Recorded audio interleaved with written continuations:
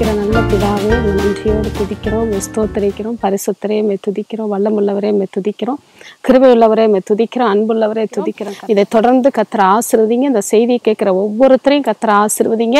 ஆண்டவரே, இது அவர்களுடைய இருதயத்துல சதையாகி பலைகளை எழுதி கர்த்தாவே அது உலகமெங்கிலும் ஒவ்வொரு இருதயத்திலும் எழுதப்பட வேண்டுமா ஜெபிக்கிறேன். அது பலன் கொடுக்க வேண்டுமா ஜெபிக்கிறேன். ஆசீர்வதிக்க வேண்டுமா கர்த்தாவே. இதை கேட்கிறவர்களுக்கு தகப்பன், இந்த சத்தியத்தை கேட்கிறவர்களுக்கு இருதயத்துல கர்த்தாவே இருக்கிற பாரங்கள், கவலைகள், வேதனைகள், ஆண்டவரே பிசாசுடைய துன்பங்கள் எல்லாம் அவர்களை விட்டு நீங்கும்படியா ஜெபிக்கிறோம். எந்த பலவீனம் இருந்தால் நீங்கும்படியா ஜெபிக்கிறோம். கர்த்தாவே, வசனத்துக்கு செவி கொடுக்கவும் அதை கேட்டு அதன்படி நடக்கவும் கர்த்தர் தாமே இந்த நாளில் ஒவ்வொருத்தருக்குள்ளேயும் பரிசுத்த ஆவியானவர் கிரியை செய்ய வேண்டுமா ஜெபிக்கிறோம். இயேசு கிறிஸ்துவினுடைய ரத்தத்தை சரீரம் முழுவதும் ஊற்றி கழுவி பரிசுத்தப்படுத்தி நாங்கள் இந்த வசனத்தை தியானிக்க கிருபை செய்ய இயேசுவின் நாமத்தில் பிதாவே. தேவனுடைய பிள்ளைகளை இந்த நாளிலே கூட கர்த்தர் தாமே என்னுடைய சிறு வயசுலேருந்து மட்டுமாய் வெளிப்படுத்தல் சுவிசேஷத்தை சொல்லும்படியாக அநேக வெளிப்பாடுகள், தரிசனங்கள் எல்லாம் கொடுத்து வந்திருக்கிறார். இப்போது ஆரம்பமான செய்தி வெளிப்படுத்தல் 1ஆம் அதிகாரம், அதில் 10வது வசனத்தை பார்க்கிறோம். யோவான் நாயகிய தீர்க்கதரிசி அவர் இந்த புஸ்தகத்தை எழுதியிருக்கிறார். ஆனாலும் அவர் எப்படி எழுதினார்? அவருடைய சரீரம் முழுவதும் அந்த பத்ம தீவில் வச்சு சரீரம் முழுவதும் பரிசுத்த ஆவினாலே நிரப்பப்பட்டார், ஆவிக்குள்ளானார்.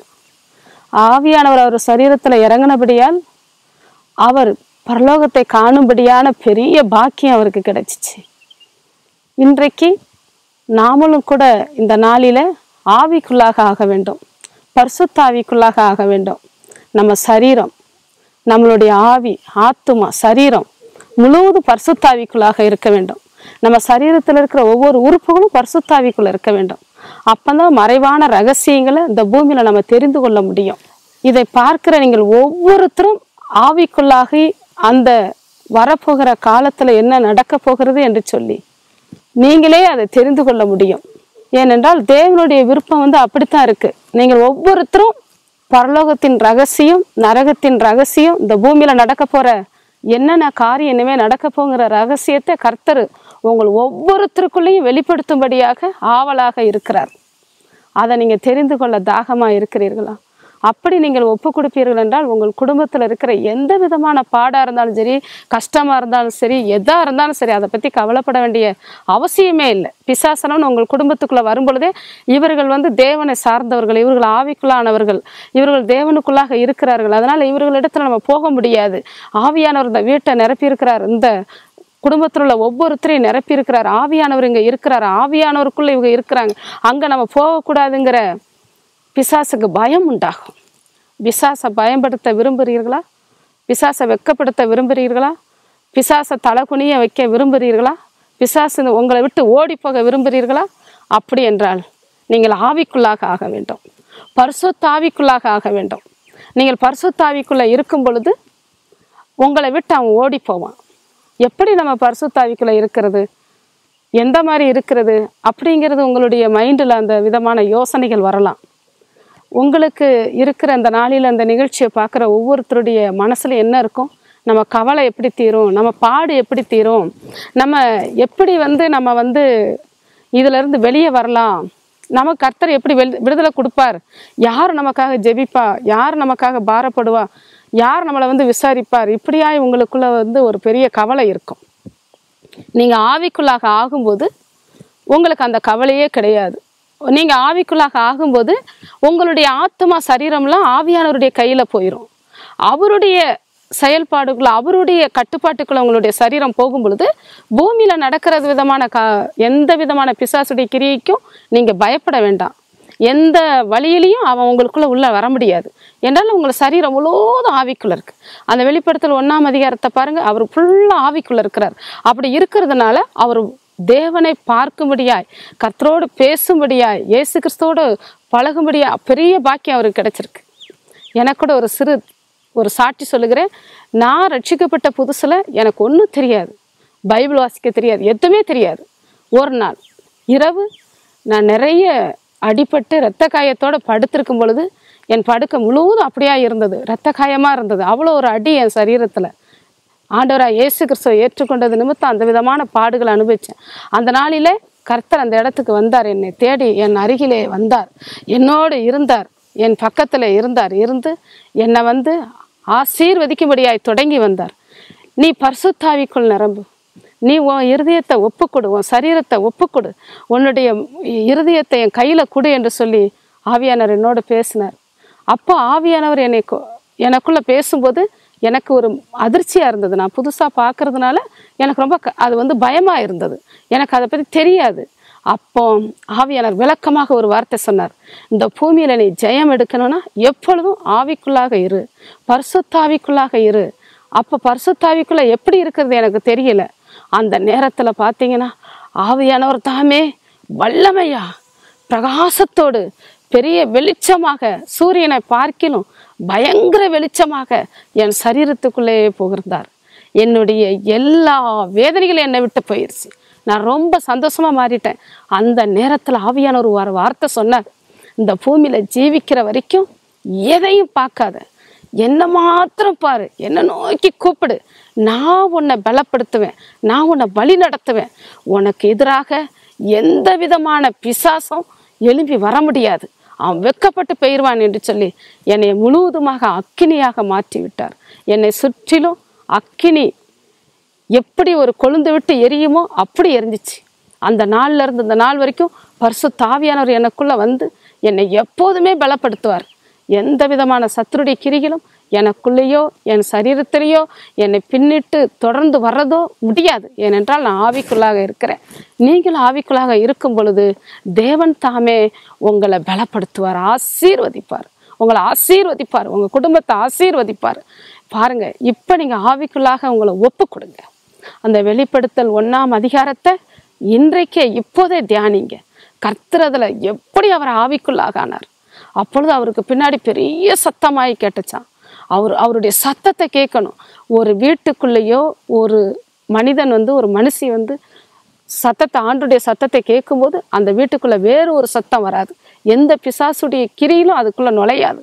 அப்படிப்பட்டதான பரிசுத்த ஆவியானவருடைய வல்லமை, பிசாசை ஜெயிக்கிற ஜெயம் அவர்கிட்ட தான் இருக்கு. அதை தவிர எங்கேயும் கிடையாது, யார்கிட்டையும் கிடையாது. அதனால் நீங்க வந்து ஆவிக்குள்ளாக ஆகணும், பரிசுத்த ஆவிக்குள்ளாக ஆகணும். உங்களுடைய சரீரம், உங்களுடைய உடம்புல இருக்கிற ஒவ்வொரு உறுப்புகள் எல்லாமே அவருடைய கையில கொடுத்துடணும். உங்க குடும்பத்தை அவருடைய கையில கொடுத்துருக்கணும். உங்க குடும்பத்துல எத்தனை பேரோ அத்தனை பேரையும் அவர் கையில கொடுத்துடணும். என்னுடைய குடும்பத்தை முழுவதும் ஆவியானுடைய கையில தினந்தோறும் ஒப்பு கொடுத்து நான் ப்ரேயர் பண்ணுவேன். இன்றைக்கு பாருங்க, எல்லாம் ரட்சிக்கப்படுறதுக்கு தேவன் கிருபை செஞ்சிருக்கிறாரு. நீங்களும் அப்படியே செய்ய வேண்டும். உங்களையும் ஆசீர்வதிப்பார். எந்த பிசாசா இருந்தாலும் சரி, எந்த செய்வன மைய மாந்திரங்கள் இருந்தாலும் சரி, எந்த வியாதிகள் இருந்தாலும் சரி, நீங்க பரிசுத்தாவிக்குள்ள வரும் பொழுது அவைகள் எல்லாம் உங்களை விட்டு என்ன செஞ்சிடும், ஓடி போயிடும். உங்ககிட்ட வர்றதுக்கு எந்த விதமான பவரும் கிடையாது. ஏன்னா நீங்கள் மாம்சத்துல இல்லை, பரிசுத்தாவில இருக்கீங்க. ஆவியானவர் உங்களுக்குள்ள எப்பொழுதுமே எரிஞ்சுக்கிட்டே இருக்கிறார், கொழுந்து விட்டு எரிகிறார். உங்களுடைய சரீரத்துக்குள்ள அவர் பிரகாசமா இருக்கிறார். உங்களை ஜெயிக்க பிசாசால முடியாது. ஏனென்றால் கர்த்தர் அவ்வளோ வல்லமை உள்ளவர், அவ்வளோ கிருபை உள்ளவர். அப்படி இருக்கும்போது எந்த விதமான பிசாஸ்கிரியும் உங்க பக்கத்துக்கு வர வாய்ப்பே கிடையாது. அதனால் நீங்க பரிசுத்தாவிக்குள்ள வர வேண்டும். நீங்கள் கூப்பிட வேண்டும், வாயை திறந்து கூப்பிடணும். யாராயிலும் நமக்காக கூப்பிடணும்னு நினைக்க கூடாது.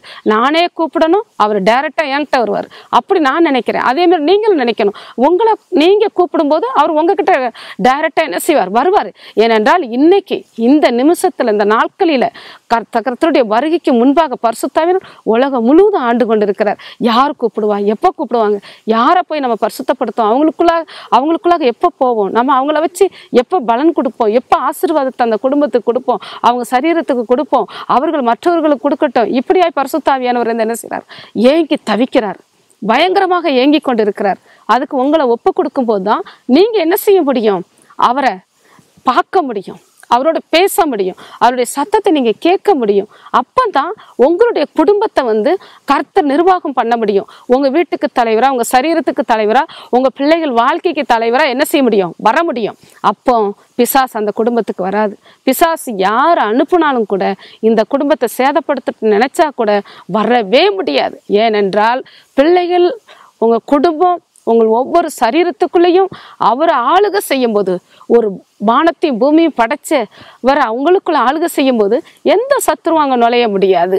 பாருங்க, எனக்கு மீண்டுமாக அப்படியாக ஒரு தரிசனத்தை கொடுத்து என் சரீரத்தை பலப்படுத்தினார். அடுத்து கர்த்தர் என்ன செஞ்சார்? என்ன ஆவிக்குள்ளாக ஆக்கி என்னைய அந்த ஒரு இடத்துக்கு கொண்டு போறார். ஒரு இடத்துக்கு அங்க போகும்போது பார்த்தீங்கன்னா நிறைய பிசாசுடைய கூட்டங்கள் நிறைய பேர் இருக்காங்க, கணக்கே கிடையாது. அவ்வளோ பிசாசு கூட்டங்களும் ஒரு இடத்துல உட்கார்ந்து அவர்களா பேசுறாங்க.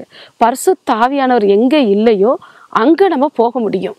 அப்போ இன்றைக்கு இந்த ஊரை என்ன செய்ய, நீ போய் தேடு, நீ தேடி பாரு, ஒவ்வொரு வீட்டுக்குள்ளையும் தேடி பாரு, ஒவ்வொரு சரீரத்தையும் தேடி பாரு, ஒவ்வொரு குழந்தைகளையும் தேடி பாரு. அங்க பரிசுத்த ஆவி இல்லைன்னா உனக்கு தெரியும், அங்க நீ ஆளுகை செய்யலாம். நீ அவர்களை என்ன செய்ய முடியும்? உனக்கு நேராக திருப்ப முடியும். அவர்களுக்கு ஏதாயும் ஒரு பிரச்சனையை கொடுத்து, ஏதாயும் ஒரு கஷ்டத்தை கொடுத்து அவர்களை என்ன செய்யணும்?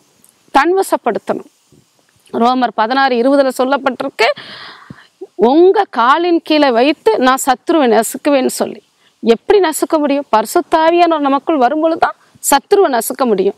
பரிசுத்த ஆவிக்குள்ள நம்ம இல்லாவிட்டால் பிசாசு தான் என்ன செய்வான்? உச்சாந்தலையிலேருந்து உள்ளாக்கால் வரைக்கும் ஆளுகை செய்வான். அப்படி ஆளுகை செய்யும் போது அந்த சரீரத்துக்கும் அந்த ஆத்துமாவுக்கும் அங்க உள்ள இருக்கிற இருதயத்திலையும் அவன் ஆளுகை செய்யும் பொழுது உங்களால பிரேயர் பண்ணவோ, வேதம் வாசிக்கவோ, ஜெபிக்கவோ, எந்த ஒரு தரிசனத்தை பார்க்கவோ, எந்த விதமான ஒரு அற்புதத்தையும் நீங்க பார்க்க முடியாது. ஏனென்றால் அங்க அசுத்தாவி ஆளுகை செய்யறான். ஒரு சரீரத்துக்குள்ள பிசாசு ஆளுகை செய்யும் போது அங்க பலவிதமான துன்பங்கள், பாவங்கள் எல்லாமே பிசாசு என்னென்னலாம் ஒரு மனுஷருக்குள்ள கொடுத்தா அவங்கள பரிசுத்தாவிக்குள்ள இராதபடிக்கு ஆவியானவர் அவங்கள கண்டு போகிற தக்கதாக அவங்கள பாவம் செய்ய வைப்பான். ஆனா நீங்கள் தினந்தோறும் வாயை திறந்து கூப்பிடும்போது, வாயை திறந்து கேட்கும்போது, ஆண்டவரே என்னை நிரப்பும், ஏசப்பா பரிசுத்தாவினால் என்னை நிரப்புங்க, ஆவியானவரே எனக்குள்ள வாங்க, என்னை பிசாசை நான் விரட்டுற அளவுக்கு எனக்கு வல்லமை கொடுங்க, அப்படி நீங்க கேட்கணும். கண்ணீரோட கேட்கணும், பாஸ்டிங்கோட கேட்கணும், வேதத்தை தினம் தியானிச்சு கேட்கணும். இப்படி நீங்க கேட்கும்போது அவர் உங்களை நிரப்புவார். நீங்க அவருக்குள்ளாக ஆகும்போது எப்படி அந்த யோவான் எப்படி அந்த தரிசனத்தை பார்த்தாரோ, எப்படி கர்த்தரை முழுசாக பார்த்தாரோ, எப்படி அவருடைய பாதத்துல செத்தவனை போல விழுந்தாலோ, எப்போ அவருடைய காதுல பெரிதான ஒரு சத்தம் கேட்டுச்சோ அப்படியே உங்களுக்கும் கேட்கும். அப்படியே உங்களையும் பரிசுத்தாவியார் நிரப்புவார். உங்களுடைய சரீரம் முழுவதும் பரிசுத்தாவியார் நிரப்பப்படும். அப்படி இருக்கும் பொழுது கர்த்தர் உங்களை பலப்படுத்துவார். பாருங்க, சகரியா 2:5 பார்க்கிறோம். அங்க என்ன சொல்லப்பட்டிருக்கு? அவர்களை சுற்றிலும் அக்கினி மதிலா இருந்து மகிமையா இருப்பேன். எப்ப அக்கினி மதிலா இருப்பாரு? நம்ம கூப்பிடும் போது, நம்ம கெஞ்சும் போது, நம்ம அவரையே சார்ந்திருக்கும் பொழுது அவர் இறங்கி வருவார். அவருடைய கண்களுக்கு முன்பாக, அக்கினி கண்களுக்கு முன்பாக பிசாசு ஓடி போவான். உங்க சரீரமும் அக்கினி கண்ணாக மாறணும். எந்த வியாதி இப்ப இருந்தாலும் சரி, இப்ப எந்த பலவீனம் இருந்தாலும் சரி உங்களை விட்டு போயிடும். எந்த போராட்டம் இருந்தாலும் சரி உங்களை விட்டு போயிடும். எந்த விதமான தீராத பிரச்சனையா இருந்தாலும் சரி உங்களை விட்டு போயிடும். ஏனென்றால் அக்கினிமயமாய் உங்க சரீரத்துக்குள்ளே கடந்து வருகிறார். அக்கினிமயமாய் உங்க சரீரத்துக்குள்ள இருக்கிறார். ஆசீர்வாதம் எப்ப வரும்? ஒரு குடும்பத்துக்கோ தனிப்பட்ட ஒரு நபருக்கோ ஆசீர்வாதம் எப்ப வரும்? பரலோகத்திலிருந்து நமக்கு ஆசீர்வாதம் இறங்கி வரணும். நம்மளை குறித்து பிசாசு என்ன செய்யணும்? வெட்கப்படணும். அன்றைக்கு ஆசீர்வாதம் வரும். பிசாசு எப்ப நம்மளை பார்க்கறான்னு அப்ப தலை குனியணும். அப்போ இவங்களுக்குள்ள கர்த்தர் இருக்கிறார், வல்லமையாக இருக்கிறார், இவங்க கிட்ட நம்ம மோத முடியாது என்று சொல்லி எப்போ பிசாசு நினைக்கிறானோ அப்போ என்ன செய்ய முடியும்? நீங்க ஆசீர்வாதமா இருக்க முடியும். கர்த்தர் கொடுக்குற ஆசீர்வாதத்தை பிசாசு திருட முடியாது. எந்த ஆசீர்வாதத்தையும் கொடுக்க கூடாதுன்னு ஆண்டவர் நினைக்க மாட்டார். கொடுப்பார். எப்ப கொடுப்பார்? நீங்க பரிசுத்தாவிக்குள்ள இருக்கும் பொழுது, நீங்க பரிசுத்தாவியின் அக்னிக்குள்ள இருக்கும் பொழுது, உங்க சரீரம் அக்னியாய் மாறும் பொழுது பிசாசை வெட்கப்படுத்துகிறோம். ஆவியில நிரம்ப நிரம்ப நிரம்ப அக்னிக்குள்ளாக நம்ம கடந்து போக போக, பரிசுத்த ஆவியின் அக்னிக்குள்ள கடந்து போக போக பிசாசை வெட்கப்படுத்துகிறோம். அவன் நம்மளை வச்சு ஒன்றும் பண்ண முடியாது. தேவனுடைய பிள்ளைகளை, நீங்க மட்டும் அப்படி பரிசுத்த ஆவிக்குள்ளேயும் அக்னிக்குள்ளேயும் நீங்க நிரப்பி இருப்பீர்கள் என்றால் நிச்சயமாக எல்லா விதத்திலையும் இந்த உலகத்துல நம்ம ஜெயம் பெறையும். எதை பற்றி பயப்பட வேண்டியதில்லை, கவலைப்பட வேண்டியதில்லை, எதை பற்றி துக்கப்பட வேண்டியதில்லை, அழுக வேண்டியதில்லை, வேஸ்டா நேரங்களை செலவு பண்ண வேண்டியதில்லை. ஆவியானவர் உங்களுக்குள்ள இருந்து நடத்த ஆரம்பிப்பார். அவர் நடத்துகிற விதம் எப்படி இருக்கும்? குடும்பத்துக்கும் ஆசீர்வாதமா, வேலை செய்யற ஸ்தலத்துக்கும் ஆசீர்வாதமா, பரலோகத்துல இருக்க தேவனுக்கும் ஆசீர்வாதமாக நம்மளை ஆசீர்வாதமாக நடத்த ஆரம்பிப்பார். நம்ம வழிகளில் எல்லாம் ஆசீர்வாதமே தான் இருக்கும். சிறு பிரச்சனை கூட ஆவியானவர் அனுமதிக்க மாட்டார். ஏன்னா அவர் தான் நமக்கு எல்லாமே வழி நடத்துதல். அவருடைய வழி நடத்துதல்ல இருக்கும் பொழுது நாம் யாருக்கு சொந்தமாகிறோம்? பரலோகத்துக்கு சொந்தமாகிறோம், நரகத்துக்கு அல்ல. எந்த நிமிஷமும் எந்த நேரத்திலையும் எப்பவும் அவர் வரலாம். அப்படி அவர் வரப்போற அந்த ரகசிய வருகைக்கு நீங்கள் ஆயத்தமா இருக்கணும்னா பரிசுத்தாவிக்குள்ள நிரம்பி இருக்கணும். பரிசுத்தாவியானவர் உங்கள்கிட்ட வரணும்னா நீங்கள் உங்களை சோதிச்சு பார்க்கணும். சோதிச்சு பார்த்து ஆண்டவராகிய இயேசு கிறிஸ்து சொன்ன வார்த்தையின்படி, அப்போஸ்தலர் 1:8 ஆவியானவர் தாமே உங்களுக்குள்ள வந்து பூமியின் கடையாந்திர வரைக்கும் சாட்சியா உங்களை நிறுத்துவார்னு சொன்ன வார்த்தையை மனசுல வச்சு நீங்கள் என்ன செய்யணும்? பரிசுத்த ஆவிக்குள்ளாக உங்களை ஒப்பு கொடுக்கணும். அப்படி ஒப்பு கொடுக்கும் பொழுது இந்த பூமியில ஜெயம் பெறுவோம். பொய் சொல்றதுல ஜெயம் பெறுவோம். திருடுற பழக்க வழக்கங்கள், நேரத்தை பிசாசு திருடுகிறான். அவன் நம்ம நேரத்தை திருடுறது மட்டுமல்ல, நம்மளுடைய பேரும் சேர்ந்து வரும். எப்படி வரும்? பிசாசு என்ன செய்வான்? இன்றைக்கு உங்களை 1 மணி நேரம் வேஸ்ட் ஆக்குன்னு நினைச்சா பரலோகத்தில் இருக்கிற யாவூ புஸ்தகத்துல அவனும் திருடி இருக்கான்னு எழுதியிருக்கும், நம்மளும் திருடி இருக்கோம்னு எழுதியிருக்கோம். யார் அந்த நேரத்தை வேஸ்ட் பண்ணாங்களோ அவங்களும் திருடுறாங்கன்னு எழுதியிருக்கோம். அப்படி எழுதியிருக்கும் பொழுது பாருங்க, ஆண்டவராய் இயேசு கிறிஸ்து நியாய தீர்ப்பன்னைக்கு பிசாசை கூப்பிட்டு நியாயம் கேட்க மாட்டார். யார் அந்த நேரத்தை வேஸ்ட் பண்ணாங்களோ அவங்கள கூப்பிட்டுன்னு கேட்பார், ஏன் இந்த 1 மணி நேரத்தை வேஸ்ட் பண்ண என்று சொல்லி. அதனால தேவனுடைய பிள்ளை இப்போது பரிசுத்த ஆவிக்குள்ளாவோம், ஜெயம் பெறுவோம், பிசாசை ஜெயிப்போம். ஆமென்.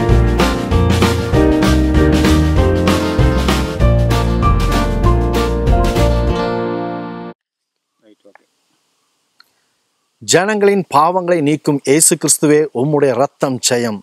ஜனங்களை ரட்சிக்கிறவராகிய இயேசு கிறிஸ்துவே உம்முடைய ரத்தம் ஜெயம். பாவிகளை ரட்சிக்க வந்த இயேசு கிறிஸ்துவே உம்முடைய ரத்தம் ஜெயம். மாம்சத்தில் வந்த இயேசு கிறிஸ்துவே உம்முடைய ரத்தம் ஜெயம். பாவ மாம்சத்தின் சாயலாக வந்த இயேசு கிறிஸ்துவே உம்முடைய ரத்தம் ஜெயம். மீட்கும் பொருளாக வந்த இயேசு கிறிஸ்துவே உம்முடைய ரத்தம் ஜெயம். வேதவாக்கியம் நிறைவேற வந்த இயேசு கிறிஸ்துவே உம்முடைய ரத்தம் ஜெயம். ஜாதிகளுக்கு ஒளியாய் வந்த இயேசு கிறிஸ்துவே உம்முடைய ரத்தம் ஜெயம். தீர்க்க தரிசனத்தை நிறைவேற்ற வந்த இயேசு கிறிஸ்துவே உம்முடைய ரத்தம் ஜெயம். எல்லா நீதியையும் நிறைவேற்ற வந்த இயேசு கிறிஸ்துவே உம்முடைய ரத்தம் ஜெயம். புறஜாதிகளுக்கு பிரகாசிக்கிற ஒளியாய் வந்த இயேசு கிறிஸ்துவே உம்முடைய ரத்தம் ஜெயம். இஸ்ரவேலருக்கு மகிமையாக வந்த இயேசு கிறிஸ்துவே உம்முடைய ரத்தம் ஜெயம். பேரொளியாய் வந்த இயேசு கிறிஸ்துவே உம்முடைய ரத்தம் ஜெயம். காணக்கூடாதவராய் இருக்கிற இயேசு கிறிஸ்துவே உம்முடைய ரத்தம் ஜெயம். எங்களுக்கு சமாதானத்தை உண்டு பண்ண வந்த இயேசு கிறிஸ்துவே உம்முடைய ரத்தம் ஜெயம். தேவனிடத்திலிருந்து வந்த இயேசு கிறிஸ்துவே உம்முடைய ரத்தம் ஜெயம். தேவசாயலாய் இருக்கிற இயேசு கிறிஸ்துவே உம்முடைய ரத்தம் ஜெயம். இம்மானுவேலராகிய இயேசு கிறிஸ்துவே உம்முடைய ரத்தம் ஜெயம். எங்களோடு இருப்பவராகிய இயேசு கிறிஸ்துவே உம்முடைய ரத்தம் ஜெயம். பெத்லகேமில் பிறந்தவராகிய இயேசு கிறிஸ்துவே உம்முடைய ரத்தம் ஜெயம். யூதருக்கு ராஜாவாய் பிறந்த இயேசு கிறிஸ்துவே உம்முடைய ரத்தம் ஜெயம். நசரேயன் எனப்பட்டவராகிய இயேசு கிறிஸ்துவே உம்முடைய ரத்தம் ஜெயம். அன்பின் குமாரனாகிய இயேசு கிறிஸ்துவே உம்முடைய ரத்தம் ஜெயம். மனுஷ குமாரனாகிய இயேசு கிறிஸ்துவே உம்முடைய ரத்தம் ஜெயம். தாவீதின் குமாரனாகிய இயேசு கிறிஸ்துவே உம்முடைய ரத்தம் ஜெயம். பூர்ணரான குமாரனாகிய இயேசு கிறிஸ்துவே உம்முடைய ரத்தம் ஜெயம். நேச குமாரனாகிய இயேசு கிறிஸ்துவே உம்முடைய ரத்தம் ஜெயம். தேவ குமாரனாகிய இயேசு கிறிஸ்துவே உம்முடைய ரத்தம் ஜெயம். உன்னதமான தேவகுமாரனாகிய இயேசு கிறிஸ்துவே உம்முடைய ரத்தம் ஜெயம். உன்னதமானவருடைய குமாரனாகிய இயேசு கிறிஸ்துவே உம்முடைய ரத்தம் ஜெயம். தேவனுடைய பரிசுத்தராகிய இயேசு கிறிஸ்துவே உம்முடைய ரத்தம் ஜெயம். பிதாவுக்கு பிரியமான இயேசு கிறிஸ்துவே உம்முடைய ரத்தம் ஜெயம். பிதாவின் சித்தத்தை நிறைவேற்றினவராகிய இயேசு கிறிஸ்துவே உம்முடைய ரத்தம் ஜெயம். ஆவியில் எளிமையுள்ளவர்களுடையது பரலோக ராஜ்யம் என்றவராகிய இயேசு கிறிஸ்துவே உம்முடைய ரத்தம் ஜெயம். துயரப்படுகிறவர்கள் ஆறுதல் அடைவார்கள் என்ற இயேசு கிறிஸ்துவே உம்முடைய ரத்தம் ஜெயம். இரக்கம் உள்ளவர்கள் இரக்கம் பெறுவார்கள் என்ற இயேசு கிறிஸ்துவே உம்முடைய ரத்தம் ஜெயம். இருதயத்தில் சுத்தமுள்ளவர்கள் தேவனை தரிசிப்பார்கள் என்ற இயேசு கிறிஸ்துவே உம்முடைய இரத்தம் ஜெயம். சமாதானம் பண்ணுகிறவர்கள் தேவனுடைய புத்திரர் எனப்படுவார்கள் என்ற இயேசு கிறிஸ்துவே உம்முடைய இரத்தம் ஜெயம். நீதியின் நிமித்தம் துன்பப்படுகிறவர்களுடையது பரலோக ராஜ்யம் என்ற இயேசு கிறிஸ்துவே உம்முடைய இரத்தம் ஜெயம். என் நிமித்தம் துன்பப்படுகிறவர்கள் பாக்கியவான்கள் என்ற இயேசு கிறிஸ்துவே உம்முடைய இரத்தம் ஜெயம். என் நிமித்தம் நிந்திக்கப்படுகிறவர்கள் பாக்கியவான்கள் என்ற இயேசு கிறிஸ்துவே உம்முடைய இரத்தம் ஜெயம். நீங்கள் பூமிக்கு ஒப்பாய் இருக்கிறீர்கள் என்ற இயேசு கிறிஸ்துவே உம்முடைய இரத்தம் ஜெயம். நீங்கள் விசேஷித்தவர்கள் என்ற இயேசு கிறிஸ்துவே உம்முடைய இரத்தம் ஜெயம். நீங்கள் உலகத்துக்கு வெளிச்சமாய் இருக்கிறீர்கள் என்ற இயேசு கிறிஸ்துவே உம்முடைய இரத்தம் ஜெயம். நியாயப்பிரமாணத்தை நிறைவேற்றுகிறதற்கே வந்தேன் என்ற இயேசு கிறிஸ்துவே உம்முடைய இரத்தம் ஜெயம். அசுத்த ஆவியை அதட்டின இயேசு கிறிஸ்துவே உம்முடைய இரத்தம் ஜெயம். பிசாசை அதட்டின இயேசு கிறிஸ்துவே உம்முடைய இரத்தம் ஜெயம். தம் வார்த்தையினாலே பிசாசை துரத்தின இயேசு கிறிஸ்துவே உம்முடைய இரத்தம் ஜெயம். சரீரத்தை விட்டு போங்கள் என்று பிசாசுக்கு கட்டளையிட்ட இயேசு கிறிஸ்துவே உம்முடைய இரத்தம் ஜெயம். காற்றுக்கும் ஜலத்துக்கும் கட்டளையிட்ட இயேசு கிறிஸ்துவே உம்முடைய இரத்தம் ஜெயம். காற்றை அமர்த்தின இயேசு கிறிஸ்துவே உம்முடைய இரத்தம் ஜெயம். கடலின் மேல் நடந்த இயேசு கிறிஸ்துவே உம்முடைய இரத்தம் ஜெயம். காற்றையும் கடலையும் அதட்டின இயேசு கிறிஸ்துவே உம்முடைய இரத்தம் ஜெயம். திடன் கொள்ளுங்கள் என்ற இயேசு கிறிஸ்துவே உம்முடைய இரத்தம் ஜெயம். பயப்படாதிருங்கள் என்ற இயேசு கிறிஸ்துவே உம்முடைய இரத்தம் ஜெயம். சந்தோஷப்படுங்கள் என்ற இயேசு கிறிஸ்துவே உம்முடைய இரத்தம் ஜெயம். கலிகூறுங்கள் என்ற இயேசு கிறிஸ்துவே உம்முடைய இரத்தம் ஜெயம். என்னை பின்பற்றி வா என்ற இயேசு கிறிஸ்துவே உம்முடைய இரத்தம் ஜெயம். சீஷர்களை தெரிந்து கொள்பவராகிய இயேசு கிறிஸ்துவே உம்முடைய இரத்தம் ஜெயம். பயப்படாதே விசுவாசம் உள்ளவனா இரு என்ற இயேசு கிறிஸ்துவே உம்முடைய இரத்தம் ஜெயம். பலத்த செய்கைகள் செய்கிற இயேசு கிறிஸ்துவே உம்முடைய இரத்தம் ஜெயம். எப்பத்தா திறக்கப்படுவாயாக என்ற இயேசு கிறிஸ்துவே உம்முடைய இரத்தம் ஜெயம். கவலைப்படாதிருங்கள் என்ற இயேசு கிறிஸ்துவே உம்முடைய இரத்தம் ஜெயம். கேளுங்கள் கொடுக்கப்படும் என்ற இயேசு கிறிஸ்துவே உம்முடைய இரத்தம் ஜெயம். தேடுங்கள் கண்டடைவீர்கள் என்ற இயேசு கிறிஸ்துவே உம்முடைய இரத்தம் ஜெயம். தட்டுங்கள் திறக்கப்படும் என்ற இயேசு கிறிஸ்துவே உம்முடைய இரத்தம் ஜெயம். கேட்கிறவன் எவனும் பெற்றுக்கொள்கிறான் என்ற இயேசு கிறிஸ்துவே உம்முடைய இரத்தம் ஜெயம். தேடுகிறவன் கண்டடைகிறான் என்ற இயேசு கிறிஸ்துவே உம்முடைய இரத்தம் ஜெயம். தட்டுகிறவனுக்கு திறக்கப்படும் என்ற இயேசு கிறிஸ்துவே உம்முடைய இரத்தம் ஜெயம். கடலோரத்தில் போதகம் பண்ணின இயேசு கிறிஸ்துவே உம்முடைய இரத்தம் ஜெயம். அதிகாரமுடையவராய் போதிக்கிற இயேசு கிறிஸ்துவே உம்முடைய இரத்தம் ஜெயம். ஊமைகளாய் போதிக்கிற இயேசு கிறிஸ்துவே உம்முடைய இரத்தம் ஜெயம். வசனத்தை போதிக்கிற இயேசு கிறிஸ்துவே உம்முடைய இரத்தம் ஜெயம். ஓய்வு நாளுக்கும் ஆண்டவராகிய இயேசு கிறிஸ்துவே உம்முடைய இரத்தம் ஜெயம். ஓய்வு நாளில் பிரசங்கித்த இயேசு கிறிஸ்துவே உம்முடைய இரத்தம் ஜெயம். சொஸ்தமாக்கின இயேசு கிறிஸ்துவே உம்முடைய இரத்தம் ஜெயம். பரிசுத்த ஆவியினால் அபிஷேகிக்கிறவராகிய இயேசு கிறிஸ்துவே உம்முடைய இரத்தம் ஜெயம். அக்கினியினால் அபிஷேகிக்கிறவராகிய இயேசு கிறிஸ்துவே உம்முடைய இரத்தம் ஜெயம். ராஜ்யத்தின் சுவிசேஷத்தை பிரசங்கிக்கிற இயேசு கிறிஸ்துவே உம்முடைய இரத்தம் ஜெயம். சொஸ்தமாக்குவேன் என்ற இயேசு கிறிஸ்துவே உம்முடைய இரத்தம் ஜெயம். வியாதியுள்ளவர்களை சொஸ்தமாக்குங்கள் என்ற இயேசு கிறிஸ்துவே உம்முடைய இரத்தம் ஜெயம். சப்பானிகளை சொஸ்தமாக்கினவராகிய இயேசு கிறிஸ்துவே உம்முடைய இரத்தம் ஜெயம். நீர்க்கோவை வியாதியுள்ளவனை சொஸ்தமாக்கின இயேசு கிறிஸ்துவே உம்முடைய இரத்தம் ஜெயம். குருடனின் கண்களில் உமிழ்ந்து சொஸ்தமாக்கின இயேசு கிறிஸ்துவே உம்முடைய இரத்தம் ஜெயம். சூம்பின கையை சொஸ்தமாக்கினவராகிய இயேசு கிறிஸ்துவே உம்முடைய இரத்தம் ஜெயம். பிறவி குருடனை சொஸ்தமாக்கின இயேசு கிறிஸ்துவே உம்முடைய இரத்தம் ஜெயம். குஷ்டரோகிகளை சுத்தம் பண்ணுங்கள் என்ற இயேசு கிறிஸ்துவே உம்முடைய இரத்தம் ஜெயம்.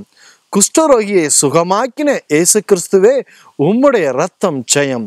பிசாசுகளை துரத்துங்கள் என்ற இயேசு கிறிஸ்துவே உம்முடைய இரத்தம் ஜெயம். பிசாசு பிடித்தவர்களுக்கு விடுதலை கொடுத்த இயேசு கிறிஸ்துவே உம்முடைய இரத்தம் ஜெயம். திமிர்வாதக்காரரை சுகமாக்கின இயேசு கிறிஸ்துவே உம்முடைய இரத்தம் ஜெயம். மரித்தோரை எழுப்புங்கள் என்றவராகிய இயேசு கிறிஸ்துவே உம்முடைய இரத்தம் ஜெயம். மரித்த ஸ்திரீயை உயிரோடு எழுப்பின இயேசு கிறிஸ்துவே உம்முடைய இரத்தம் ஜெயம். செவிடர்களை கேட்க வைத்த இயேசு கிறிஸ்துவே உம்முடைய இரத்தம் ஜெயம். ஊமையரை பேச வைத்த இயேசு கிறிஸ்துவே உம்முடைய இரத்தம் ஜெயம். 12 வருஷமாய் பெரும்பாடுள்ள ஸ்திரீயை சொஸ்தமாக்கின இயேசு கிறிஸ்துவே உம்முடைய இரத்தம் ஜெயம். மகளே, உன் விசுவாசம் உன்னை ரட்சித்தது என்ற இயேசு கிறிஸ்துவே உம்முடைய இரத்தம் ஜெயம். நீ சமாதானத்தோட போ என்ற இயேசு கிறிஸ்துவே உம்முடைய இரத்தம் ஜெயம். உன் வேதனை நீங்கி சுகமாயிரு என்ற இயேசு கிறிஸ்துவே உம்முடைய இரத்தம் ஜெயம். பிள்ளை மரிக்கவில்லை, நித்திரையாயிருக்கிறார் என்ற இயேசு கிறிஸ்துவே உம்முடைய இரத்தம் ஜெயம்.